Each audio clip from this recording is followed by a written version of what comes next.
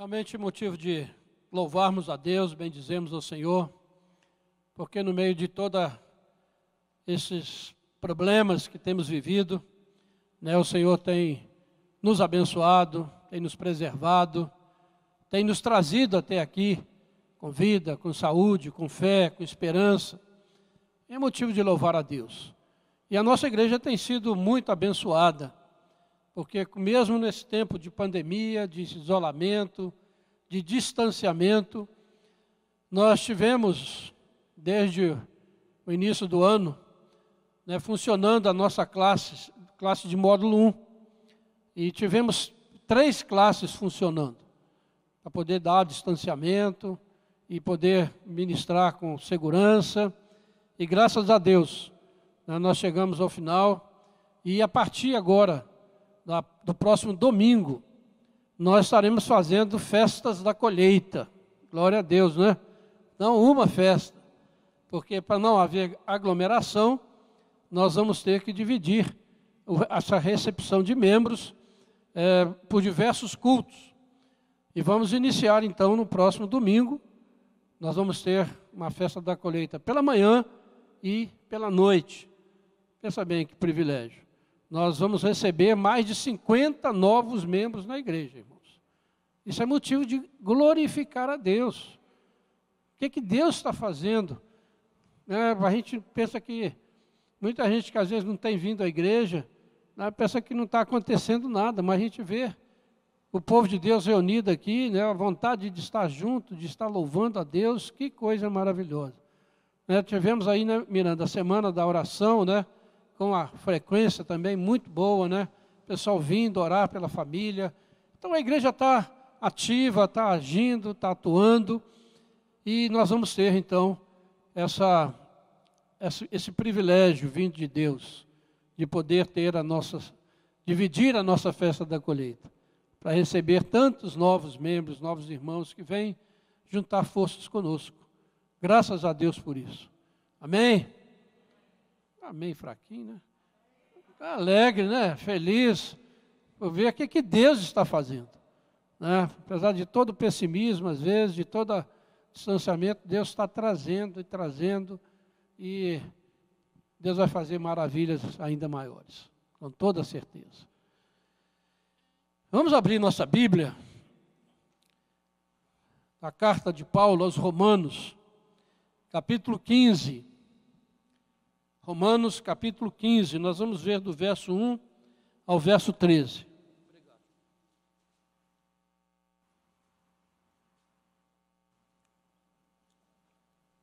Romanos 15, de 1 a 13. Ora, nós que somos fortes, devemos suportar as debilidades dos fracos, e não agradar-nos a nós mesmos. Portanto, cada um de nós agrade ao próximo no que é bom para edificação, porque também Cristo não se agradou a si mesmo, antes, como está escrito, as injúrias dos que te ultrajavam caíram sobre mim. Pois tudo quanto outrora foi escrito para o nosso ensino foi escrito, a fim de que pela paciência e pela consolação das Escrituras tenhamos esperança. Ora, o Deus da paciência e da consolação vos conceda o mesmo sentir de uns para com os outros, segundo Cristo Jesus, para que concordemente e a uma voz glorifiqueis ao Deus e Pai de nosso Senhor Jesus Cristo. Portanto, acolhei-vos uns aos outros, como também Cristo nos acolheu para a glória de Deus. Digo, pois, que Cristo foi constituído ministro da circuncisão em prol da verdade de Deus, para confirmar as promessas feitas aos nossos pais, e para que os gentios glorifiquem a Deus por causa da sua misericórdia, como está escrito. Por isso, eu te glorificarei entre os gentios e cantarei louvores ao teu nome. E também diz, alegrai-vos, ó gentios, com o seu povo. E ainda, louvai ao Senhor, vós todos os gentios, e todos os povos o louvem. Também Isaías diz: haverá a raiz de Jessé, aquele que se levanta para governar os gentios. Nele os gentios esperarão. E o Deus da esperança vos encha de todo gozo e paz no vosso crer, para que sejais ricos de esperança no poder do Espírito Santo. Amém. Senhor Deus, nosso Pai, a Tua palavra é rica, a Tua palavra é poderosa, a Tua palavra é inspirada pelo Teu Espírito Santo. Mas nesse momento, ó Pai, em que nós a lemos, nós rogamos também a iluminação do Teu Espírito, ó Pai, para que possamos entender a Sua mensagem, para que ela chegue aos nossos corações, ao coração de cada um de nós que estamos aqui, para sejamos edificados, consolados, renovados na nossa fé, ó Pai. Abençoa, Pai, fala ao Teu povo com poder e graça, através do Teu servo. É o que eu te peço, em nome de Jesus. Amém, Senhor. Amém. Virou um clichê muito comum dizer que nós estamos vivendo um tempo difícil, estamos vivendo uma crise. Nós ouvimos e falamos isso a todo momento. E isso é um fenômeno que acontece em todo o mundo. E pessoas sem paciência, sem consolo, sem esperança, sem alegria, sem paz no coração, vão se tornando a cada dia a maioria da população. A angústia existencial domina o coração de grande parte da sociedade humana, não só no Brasil, mas em todo o mundo.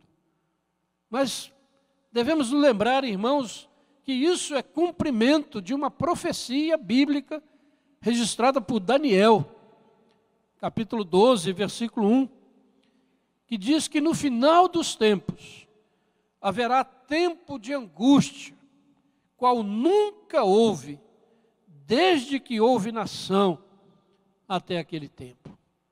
Sem dúvida, as coisas não vão melhorar. Mas a palavra de Deus diz que esse tempo de angústia será tão terrível que nunca houve algo parecido. E nós estamos experimentando um pouquinho disso, sem dúvida nenhuma, em todo mundo. A angústia, o desespero, a falta de esperança, eles têm dominado o coração de muitas pessoas. Mas ao lado disso nós vemos também que a Bíblia, a palavra de Deus, já não é mais respeitada como a revelação do Deus soberano, do Deus criador. Isso acontece tanto dentro como fora da igreja. A mensagem bíblica tem sido desprezada de uma forma terrível. E para vocês terem uma ideia, né, um pregador muito conhecido no Brasil e seguido por milhares de pessoas nas redes sociais, ele já disse que a Bíblia não é suficiente para os nossos dias e que ela precisa ser atualizada para que as pessoas possam compreendê-la. E agora, em um escrito, ele diz que a Bíblia é um livro escrito pelos desprezados, pelos escravizados, pelos abandonados deste mundo, e que por isso os mais abastados não conseguem compreender a Bíblia. Ou seja, ele está dizendo que a Bíblia já não é mais a palavra de Deus revelada ao homem pecador. Ou seja, mas que ela é fruto do trabalho humano, da reflexão daqueles oprimidos e que escreveram a Bíblia. Ou seja, o centro da Bíblia para essas pessoas já não é mais Deus, a sua revelação, o seu propósito, a sua salvação, mas é o ser humano, pecador, sofredor. Que coisa terrível, irmãos, é isso dentro da igreja evangélica brasileira. Outros dizem que a Bíblia já não é mais a palavra de Deus, inerrante, suficiente, infalível, mas que ela apenas contém a palavra de Deus, sendo que quem decide o que é palavra de Deus e o que não é o ser humano pecador. E vai dizer, isso aqui é palavra de Deus, isso aqui não é, isso aqui é, aquilo não é, de acordo com a conveniência dele.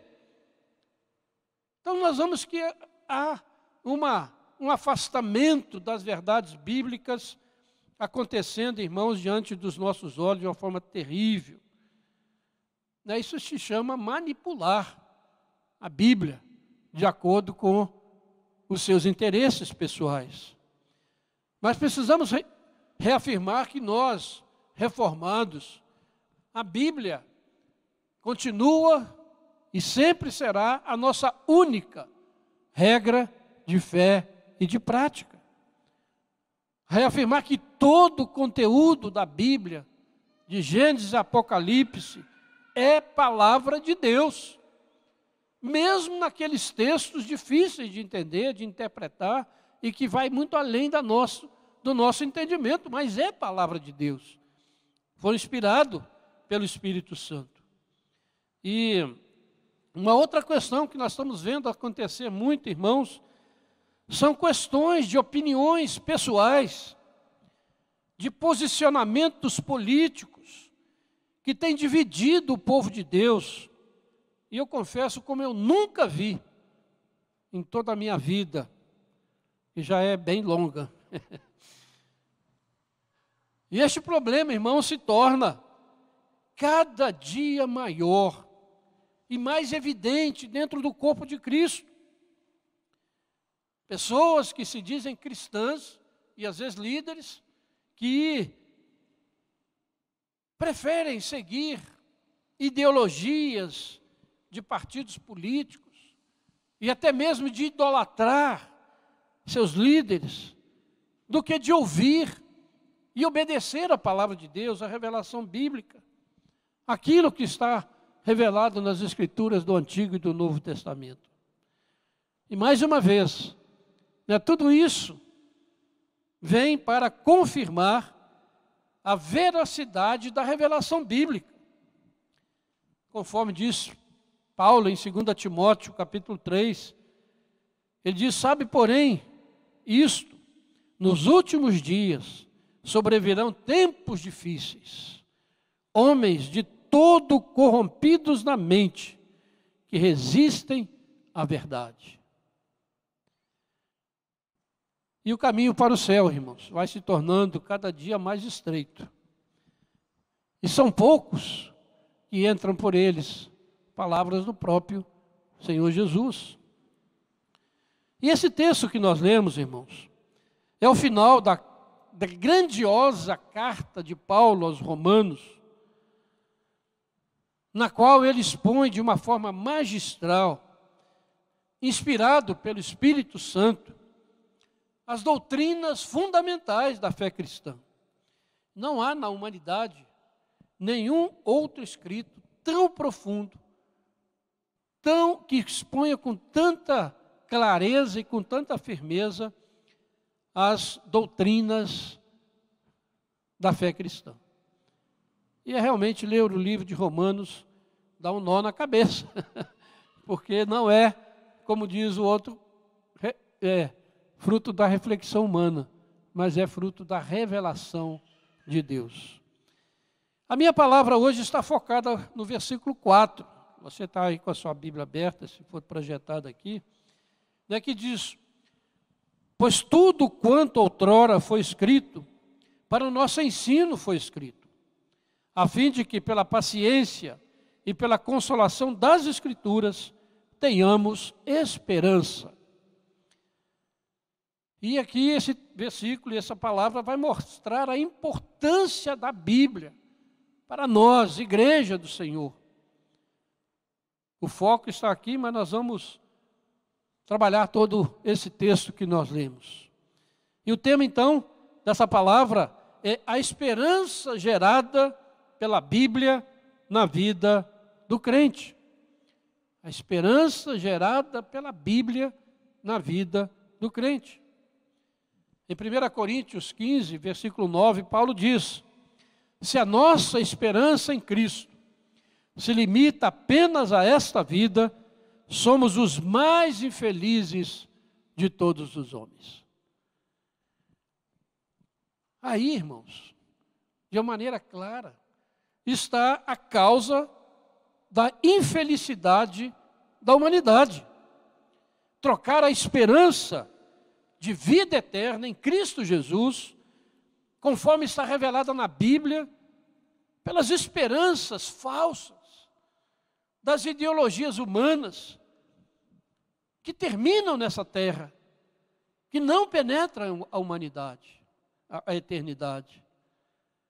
E a grande tragédia é que crentes estão se tornando amargos, infelizes, medrosos, sem esperança. Tempos difíceis. E por isso, irmãos, dentro do tema que é a esperança gerada pela Bíblia, que a Bíblia gera esperança na vida do crente, eu quero destacar o que diz o versículo 4, né? A suficiência das Sagradas Escrituras, ou seja, da Bíblia, para gerar esperança na vida do crente. A suficiência da Bíblia. Ou seja, a Bíblia é suficiente para gerar no seu coração esperança. Não uma esperança que termina aqui, mas uma esperança que entra para a eternidade. Diz o texto: tudo quanto outrora foi escrito, para o nosso ensino foi escrito. E 2 Timóteo 3,16 diz: toda a Escritura é inspirada por Deus e útil para o ensino, para a repreensão, para a correção e para a educação na justiça, a fim de que todo homem seja perfeito e perfeitamente habilitado para toda boa obra. E note uma coisa interessante, né? Tanto num texto como no outro, Paulo está se referindo apenas ao Antigo Testamento, que era a Escritura que eles tinham em mão naquela época. Mas agora pense bem na nossa situação, irmãos. Nós temos o Novo Testamento. Além de ter o Antigo, nós temos o Novo, que revela Jesus Cristo, a palavra encarnada de Deus. Aquela palavra que era dita no Antigo Testamento se torna carne, vem habitar entre nós, cheio de graça e de verdade. A revelação bíblica se torna muito mais profunda, muito mais abrangente. E os versículos que foram citados aqui do Antigo Testamento, vem mostrar que essa revelação não era apenas para os judeus, mas uma revelação que alcança agora toda a humanidade. A palavra se expande. Então nós temos muito mais razão de nos apegarmos àquilo que está escrito do que o povo do Antigo Testamento. Porque a nossa revelação é muito superior à que eles tinham. E eu fico pensando então como alguém que se diz um cristão pode negar este livro inspirado pelo Espírito Santo para seguir ideologias humanistas, demoníacas, que visam a glória do ser humano e não a glória de Deus, como faz a Bíblia. O verso 4 diz que a esperança que deve encher o nosso coração, a esperança da vida eterna, né, que é tão necessária nestes dias de desesperança, ela é gerada na nossa vida, diz aí o texto, olha para o seu texto, pela paciência e pela consolação que vem das Escrituras. Vem das Escrituras. Ou seja, se você está precisando de consolo, de paciência, você vai achar isso na palavra de Deus. É aí, e não buscando em outras fontes, e não buscando dentro de si mesmo. não buscando alguém que está falando coisas por aí, mas na palavra, a fim de que pela paciência e pela consolação que vem das Escrituras, nós tenhamos esperança. A paciência, ela é gerada em nós, irmãos, pela fé na soberania de Deus. Se você crê que há um Deus soberano, guiando a história da humanidade, a história da sua vida, e principalmente a história da igreja, que há um Deus dessa maneira, que nada foge ao seu controle, isso gera paciência. Deus está no controle. Nada foge ao controle dele. Por que eu vou ficar impaciente, querendo que isso aconteça, que aquilo aconteça? Então, precisamos descansar. Paciência, que vem das Escrituras. Deus está no controle. Deus é soberano. O propósito dele vai prevalecer, e não o propósito dos homens. Então, irmãos, essa fé na soberania de Deus vem do estudo da palavra, vem de você ouvir a pregação da palavra e de você obedecer aquilo que está revelado nessa palavra. Quanto mais fizermos isso, mais nos submeteremos com paciência à vontade de Deus, pois sabemos que ela é boa, agradável e perfeita. E mais a nossa esperança em Cristo se fortalece. E isso então vai gerar consolo, conforto ao nosso coração. Não estamos na dependência de A ou de B, do poder disso ou do poder daquilo, do poder financeiro, do poder bélico, do poder da intelectualidade, de qualquer outro. Nós somos dependentes da revelação bíblica. Ela que gera em nós paciência, esperança, conforto, que desemboca, na esperança. Então, irmãos, a Bíblia é fundamental para dar esperança ao ser humano. Sem ela, o mundo vive perdido, sem rumo quanto ao futuro, cheio de angústia, de ansiedade, de medo, de todos os tipos, inclusive da morte e do futuro. Quantos crentes com medo de morrer, de Covid? E pode morrer de outra coisa também, Mas se temos esperança, irmãos, se sabemos que a nossa vida está nas mãos do nosso Deus, do nosso Jesus, que vivo está, precisamos olhar com esperança para o futuro. Deus está no controle da minha vida, da vida da sua igreja, na vida da nossa nação. Portanto, dentro desse tema que a Bíblia gera esperança na vida do crente, pense nisso, que ela é suficiente para lhe dar, para gerar em você essa esperança.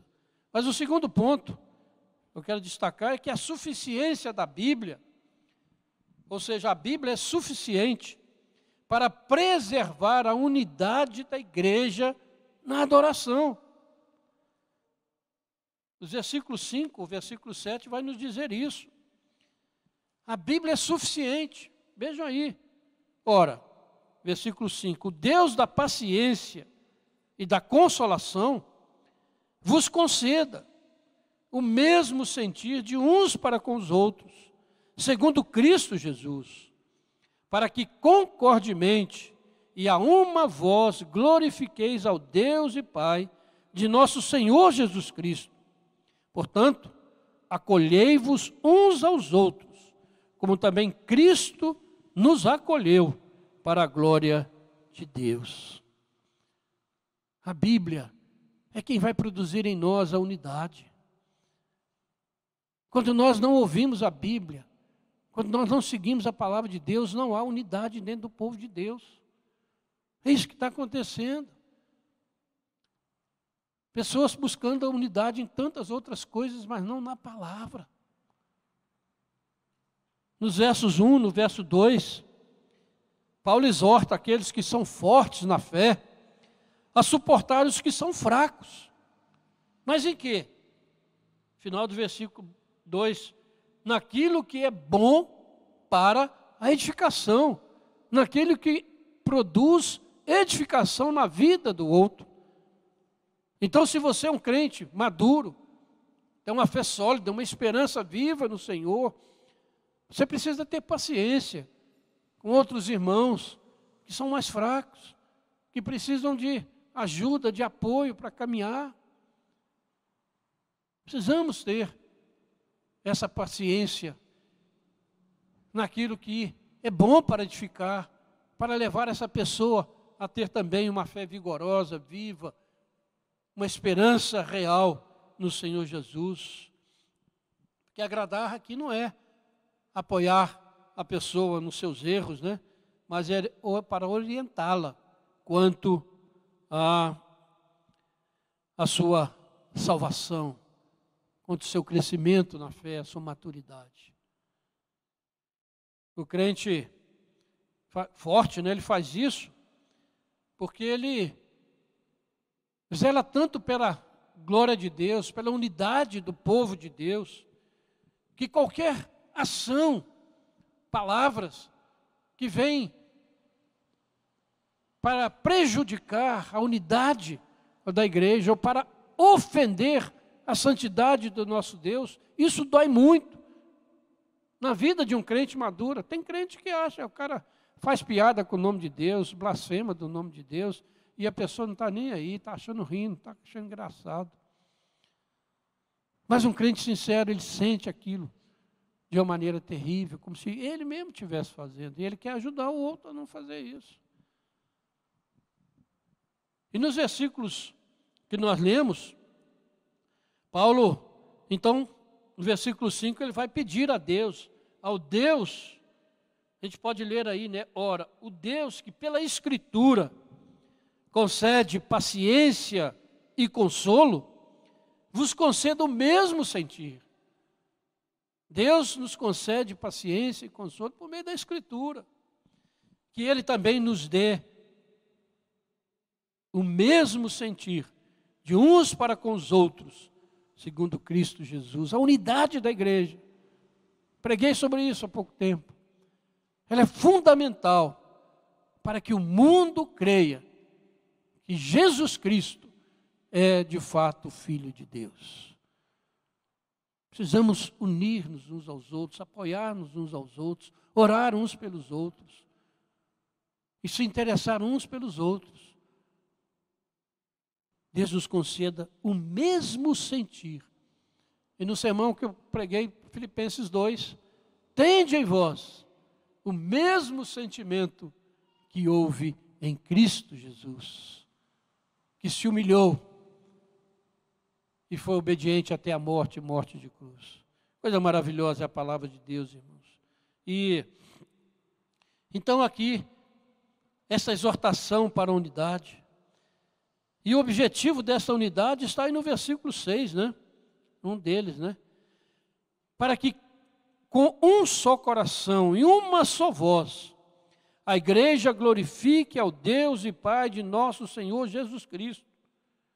Ou seja, não pode haver divisão na adoração que nós prestamos a Deus. Para que haja, para que concordemente, ou seja, com um só coração e uma só voz, glorifiqueis ao Deus e Pai de nosso Senhor Jesus Cristo. E como eu já disse, irmãos, tanta divisão dentro da igreja. E às vezes da igreja local mesmo. E da igreja ampla, mais ainda. Mas Paulo está aqui pedindo. Se você está querendo consolo, se você está querendo paciência, esperança, Paulo está pedindo a esse Deus, que pela Escritura nos concede isso, para que nós sejamos um só pensamento. E duas frases do reformador que eu acho interessante. Diz o seguinte: Deus não é verdadeiramente glorificado por nós se todos a uma voz não lhe bendizemos, e se não entoamos cânticos à sua glória unanimemente. E a outra frase: Deus tem em tão alta estima a união dos seus servos, que não deseja jamais que a sua glória seja manchada com discordâncias ou pleitos pessoais. Só esta consideração deveria ser suficiente para reprimir toda a vontade endiabrada de polemizar e de opinar, ao qual muitos espíritos hoje se sentem inclinados. São palavras do reformador Calvino. Ou seja, irmãos, qualquer divisão dentro da igreja, por questões pessoais, secundárias, não bíblicas, são uma afronta à glória de Deus. E essas pessoas não terão paz, não terão esperança, quem assim age. Cuidado, irmãos. Os tempos são difíceis. E a ação maligna se torna cada dia mais profunda, mais evidente dentro do nosso mundo. E nos versos 8 ao verso 12 aqui que nós lemos, Paulo cita versículos do Antigo Testamento que mostram as promessas de que os judeus e gentios um dia iriam louvar a Deus como um só povo. Vejam bem, aquela divisão que existia está profetizado no Antigo Testamento, que não mais haveria, mas em Cristo Jesus. Tanto gentios como judeus, pessoas de todas as tribos, línguas, raças e nações, seriam um só povo diante de Deus. Por isso essas divisões hoje que nós assistimos no mundo são uma afronta ao Deus Criador, que criou o ser humano à sua imagem e semelhança. E qualquer discriminação que se faça em qualquer sentido é uma afronta ao Deus Criador.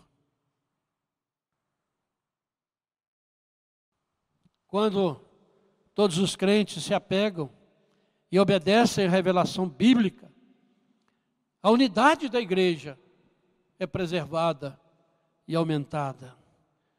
Verso 7. Portanto, acolhei-vos uns aos outros, como também Cristo nos acolheu para a glória de Deus, para que concordemente em uma só voz glorifiqueis ao Deus e Pai de nosso Senhor Jesus Cristo. Amém.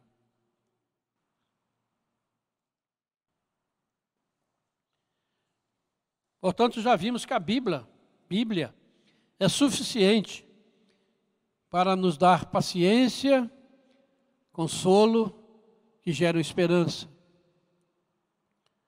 Já vimos que a Bíblia é suficiente para promover a unidade do corpo de Cristo.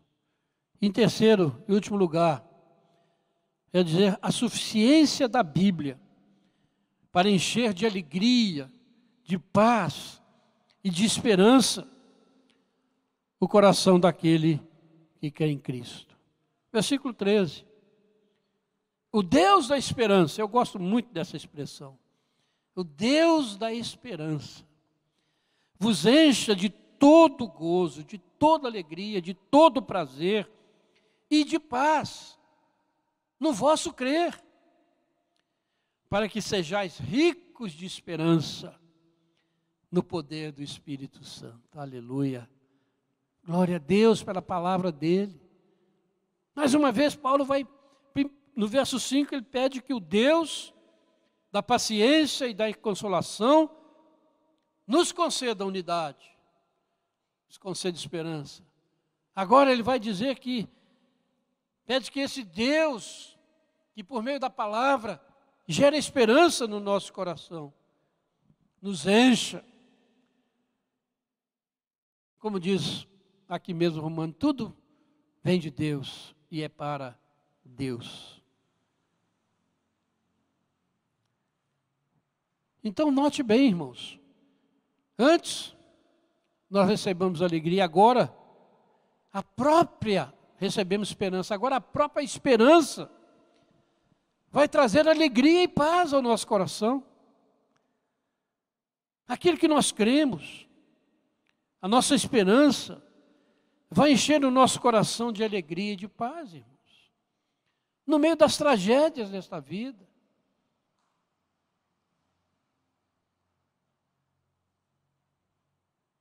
Nesses dias de tristeza, de angústia, de sofrimento,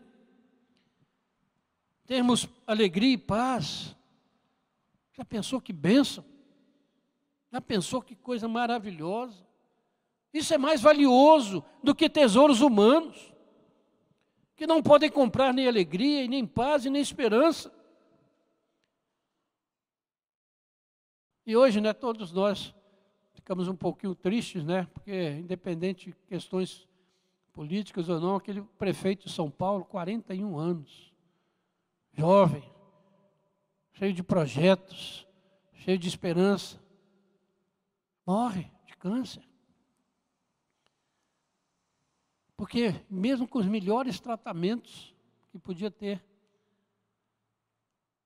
mas Deus nos dá alegria, esperança, paz. É o tesouro maior que nós temos neste mundo. Nós cantamos isso, é muito linda essa canção. O tesouro maior nos foi dado, que é Cristo Jesus. Aleluia, glória a Deus. Pode falar. Então, irmãos, só o poder do Espírito Santo é que pode nos fazer transbordar de esperança no meio da desesperança dos nossos dias.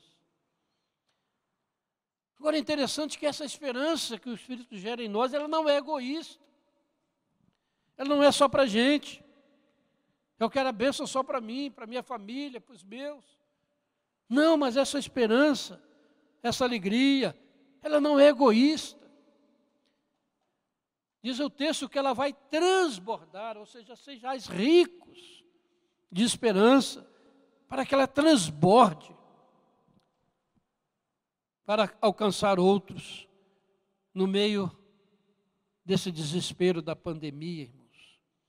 Cabe a nós, que somos fortes, como diz a palavra, que temos paciência, consolo que vem das Escrituras e esperança, que gera alegria, gozo, paz. Cabe a nós transmitir isso para esse mundo e não ficarmos transmitindo opiniões pessoais. Você pode ter opinião pessoal que você quiser, a respeito de política, de qualquer outra coisa, mas poste nas redes sociais palavras de esperança que há em Jesus Cristo e não palavras que vão dividir, machucar, ofender. Precisamos assumir a nossa posição de cristãos. Se nós nos achamos cristãos fortes, vamos fazer isso. Vamos entupir essas redes sociais de palavras de esperança, de amor, de paz, de alegria, que há em Jesus Cristo e que há na Escritura Sagrada. Por que você acha que aquilo que eu disse no início, que a Bíblia está sendo tão desprezada? Você acha que isso é por acaso? Isso é ação maligna, usando instrumentos para negar a veracidade das Escrituras Sagradas, o seu poder transformador.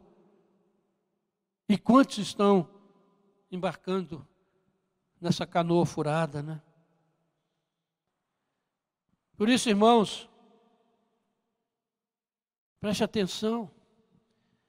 Esse é o tempo de nos apegarmos ainda com mais firmeza às verdades reveladas na Bíblia, pois são elas que nos darão paciência e consolo nos tempos de aflição e nos conduzirão à esperança que enche o nosso crer de alegria e paz.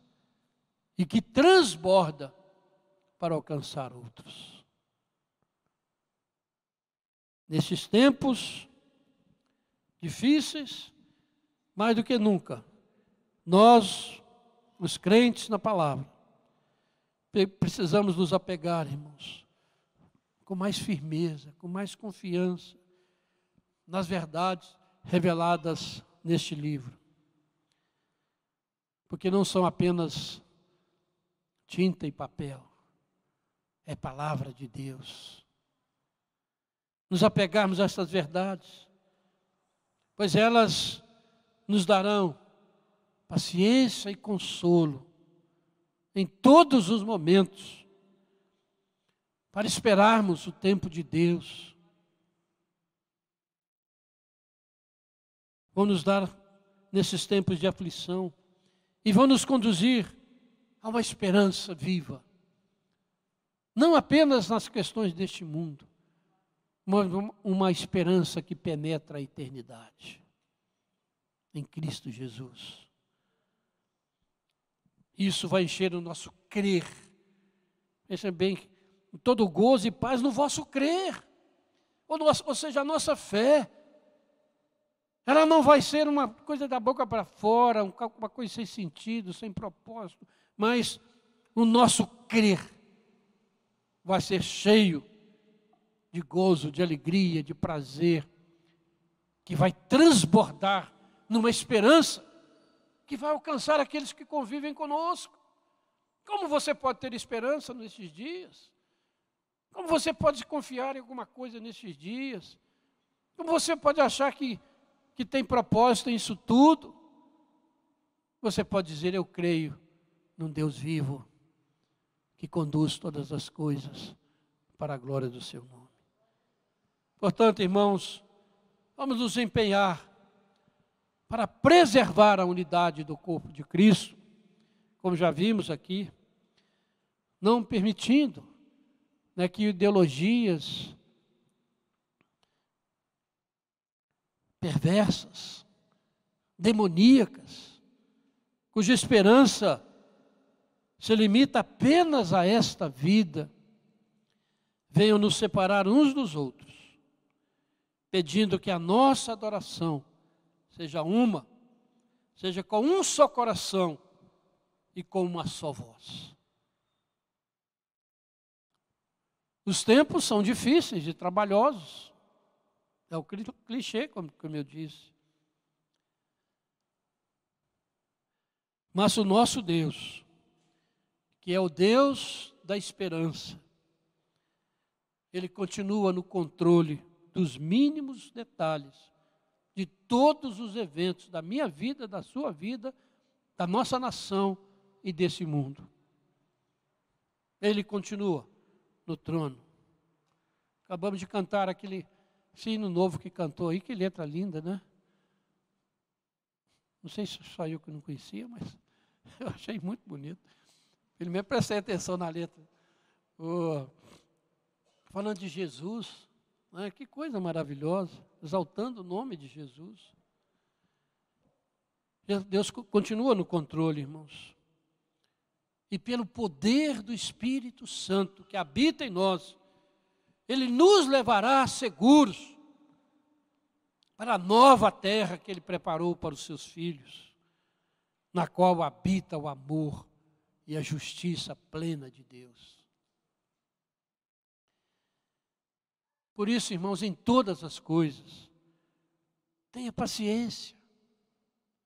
Seja encorajado pela revelação bíblica, de que é um Deus soberano guiando a sua vida. Ele não esqueceu de você. Ele sabe daquilo que você está passando. Porque Hebreus disse que Ele é o nosso sumo sacerdote, que se compadece das nossas necessidades, porque Ele viveu a nossa vida. Ele sabe o que é padecer. Não se esqueça. Não seja uma vítima de você mesmo. Tanta gente se fazendo de vítima nesses dias. Coitado. Não se faça de vítima. Creia para o seu Deus, que Ele está cuidando de você. E o que acontece com você, comigo, conosco, com a sua igreja não é acaso, mas tudo sob controle do Senhor. Lembre-se que nada poderá impedir que a vontade soberana de Deus seja realizada, tanto na política, quanto na pandemia, quanto na vida pessoal de cada um de nós. Não são as ideologias de direita ou de esquerda que irão prevalecer no final, mas é o bom propósito de Deus para a sua igreja, de levá-la segura pela obra do Espírito Santo ao seu reino eterno, que jamais passará. Por isso Romanos 8 diz que nem morte, nem vida, nem coisas do presente, nem do futuro, nem principados, nem potestades, poderá nos separar do amor de Deus que está em Cristo Jesus. Aleluia! Nada poderá nos separar deste amor. Vamos colocar a nossa esperança nestas coisas, irmãos, porque estas permanecem e estas são verdadeiras. É a única esperança que prevalece. Descanse o seu coração nestas verdades bíblicas. Nós nos ajudemos uns aos outros nessa peregrinação, nos aceitando uns aos outros, como também Cristo nos aceitou nele e na sua igreja para a sua glória. Cheios de paciência, de consolo, de alegria, de paz e de uma esperança que não perece e que nenhum poder deste mundo poderá tirar do seu coração, porque ela está no Senhor que reina soberano sobre o universo, Jesus Cristo. Que Deus os abençoe, irmãos. Que Deus abençoe a sua vida. Que Deus abençoe o seu povo.